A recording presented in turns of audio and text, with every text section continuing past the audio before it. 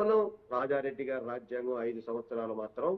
మా అంబేద్కర్ రాసినటువంటి రాజ్యాంగాన్ని పక్కన పెట్టి మరి పరిపాలించినటువంటి విధానం మనం చూసాం. దానికి సరైనటువంటి ప్రజలు మంచి తీర్పు, ఇది ప్రజల తీర్పు, ప్రజల కోసం ప్రజల కొరకు భారత రాజ్యాంగాన్ని రక్షించుకోవాలనేటువంటి ఒక దృఢమైనటువంటి సంకల్పంతో ఏదైతే ఎన్డీఏ కూటమిగా ఉందో, భారత అత్యున్నతమైనటువంటి 3వసారి ప్రధానమైనటువంటి నరేంద్ర మోడీ గారి యొక్క నాయకత్వం కానీ, అదేవిధంగా ఎంతో అనుభవం కలిగినటువంటి మరి 4వసారి ముఖ్యమంత్రి బాధ్యతలు తీసుకున్నటువంటి చంద్రబాబు నాయుడు గారి యొక్క అనుభవం కానీ, ఒక నవ సమాజాన్ని, ఒక సమ సమాజాన్ని, రేపటి భావి తరాల భవిష్యత్తు కోసం ఒక సమాజాన్ని ఏర్పాటు చేయాలనుకునేటువంటి మా పార్టీ అధ్యక్షుడు పవన్ కళ్యాణ్ గారి యొక్క ఆలోచనలో నుంచి ఒక బ్రహ్మాండమైనటువంటి కూటమి ప్రభుత్వం ఏర్పడింది. ఈ కూటమి ప్రభుత్వం ఏర్పడిన నాటి నుంచి కూడా ఈ రోజు వరకు మనం పరిస్థితులను గమనించండి. ఎక్కడా కూడా వ్యక్తుల్ని ద్వేషించేటువంటి పరిస్థితులు కానీ, వ్యవస్థల్ని ద్వేషించేటువంటి పరిస్థితులు కానీ లేకుండా, వ్యవస్థల్ని చక్కదిద్దుకుంటూ అధపాతాళానికి తొక్కినటువంటి ఈ వ్యవస్థలన్నింటినీ కాపాడుకుంటూ ఏదైతే రాజారెడ్డి రాజ్యాంగాన్ని 5 సంవత్సరాలు అమలు జరిపారో, మనకి కావాల్సింది మరి రాజారెడ్డి రాజ్యాంగం కాదు, డాక్టర్ పూజ్య మహాత్మా మరి అంబేద్కర్ గారి రాజ్యాంగం కావాలి అనేటువంటి కొనియాడినటువంటి నాయకుల యొక్క తీరు చూస్తే ఇవాళ ఉన్నటువంటి మంత్రి వర్గంలో ఉన్నటువంటి సభ్యులు కానీ, రాష్ట్ర ముఖ్యమంత్రి గారు కానీ, ఉప ముఖ్యమంత్రి గారు కానీ, వారి యొక్క భాషా విధానం కానీ, వారి యొక్క ఆలోచన కానీ, నిత్యం లేచిన దగ్గర నుంచి ప్రజలకి ఏం కావాలి, ప్రజలు మన ఒక నమ్మకంతో ఎన్నుకున్నారు, ప్రజల యొక్క సమస్యలను తీర్చాల్సినటువంటి అవసరం, మన నైతికమైనటువంటి బాధ్యత మన పైన ఉందనేటువంటి మరి 24 గంటల్లో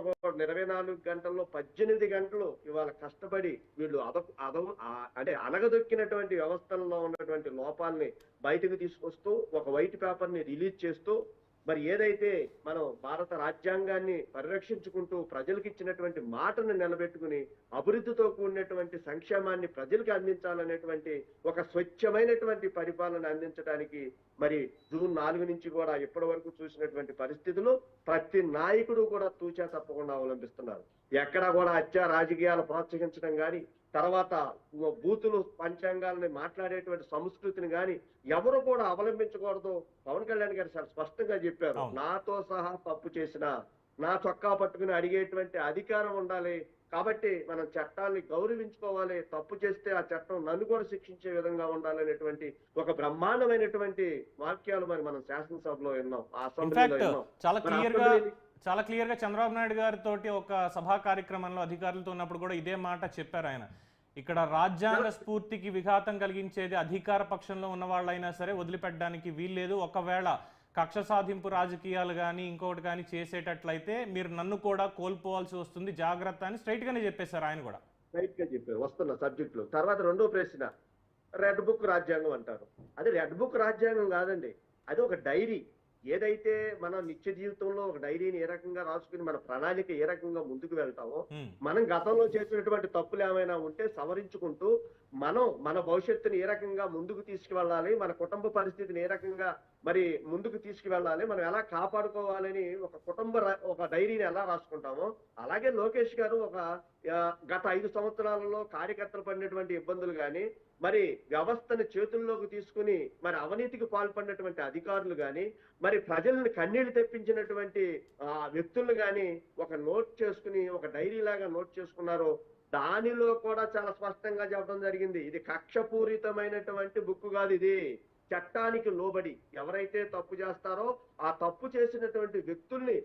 చట్టం శిక్షించే విధంగా మేము చర్యలు తీసుకుంటాం. దానిలో భాగంగానే ఈ రెడ్ బుక్ లో రాసుకున్నటువంటి పేర్లు తప్ప మేము వ్యక్తిగతమైనటువంటి కక్షలకు కానీ లేదా వ్యక్తుల యొక్క జోలుకు కానీ వ్యవస్థని కొంచెం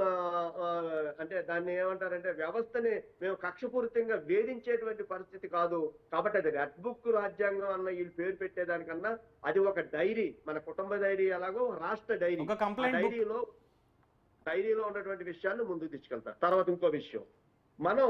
78వ స్వాతంత్రం జరుపుకుంటున్నాం. చాలా పవన్ కళ్యాణ్ గారు స్పష్టంగా చెప్పారు, ఇవాళ దేశ నాయకుల్ని స్మరించుకునేటువంటి విధం జగనన్న పేరుతోనో లేకపోతే ఇంకొక పేరుతోనో ఉన్నటువంటి పథకాలు కాకుండా